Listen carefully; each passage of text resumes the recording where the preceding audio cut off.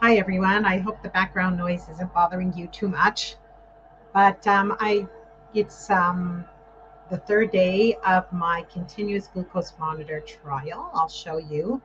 Anybody who hasn't joined me till now, what I decided to do is, as a sugar or food addict, I wanted to see if the foods that I am eating are spiking my blood insulin. And it's very, very important for me to differentiate, especially in my brain. Like I was speaking to um, my friend who said, I would be worried if I had a continuous glucose monitor that like I would start trying foods that I'm addicted to and see they don't spike my insulin and say, hey, I can eat them. So it's very, very important for me as a food addict to completely differentiate between, I always say this to my clients. The first priority is, am I addicted to this food?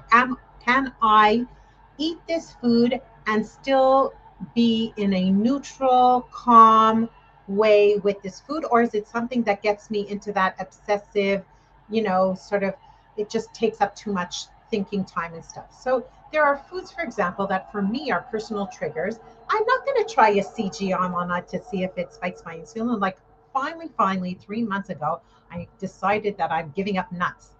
I have not had a nut, not almond flour, nothing for 3 months, which for me is a really big deal.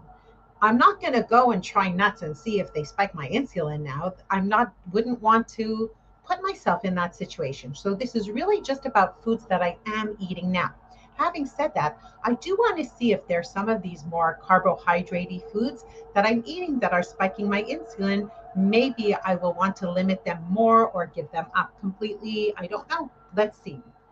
And also, it's very interesting for me to see if, for example, when I'm experiencing different things during the day, how is it something that's related to my blood sugar or not? It's just like and of course, I'm doing this as research for a project. So, what I did, I'm using the Libra continuous glucose monitor, the CGM. See, it's like this little sticker here. Then I can do it right now.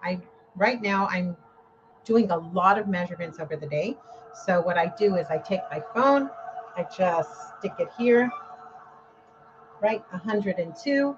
I had some coffee. I've had like 2 cups of coffee with some milk. So, and this is also something, I wasn't drinking milk in my coffee. I was using vegetarian milk, like oat milk.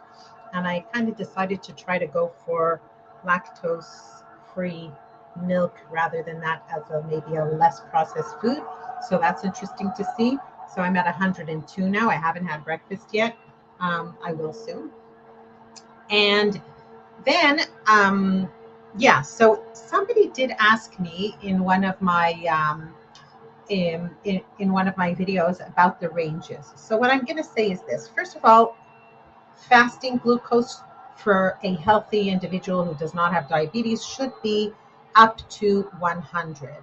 That means in the morning. For example, me this morning when I woke up and I took my glucose, right? So if I look in my logbook here, right, at when I woke up at what time? At 7:15, it was 87.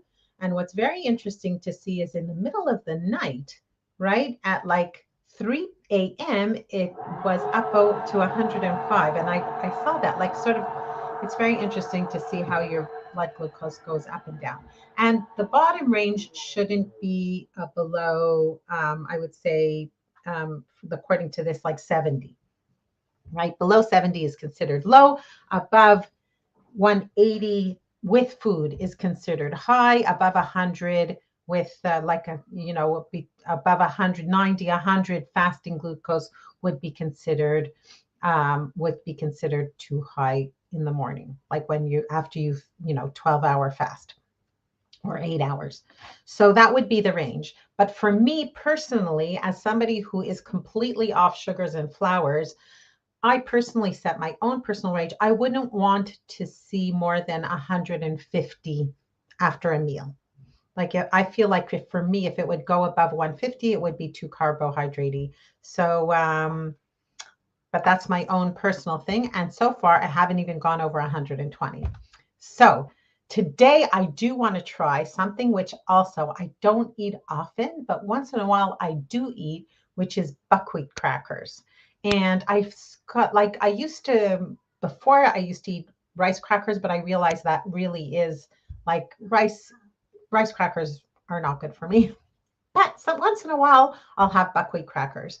So I really want to try that today. And there's another thing that I'm going to want to try is that only on, we have the Sabbath meal. So I will not be able to measure my insulin over Sabbath because I do not use the phone. I am Orthodox religious and we don't use electricity or phones over the Sabbath. So I won't be recording that. So what I am going to try to do today is eat one of the oat rolls that I make for myself that I will usually eat for ceremonial purposes on my Sabbath meal, because one of the important traditions in Judaism on the Sabbath meal is having bread. And I don't eat bread and I don't eat flour, but I do have a recipe in my recipe booklet, which you can get for $1.99. I'll put the link here. I do have a recipe for oat rolls that are made from ground oats, whole oats.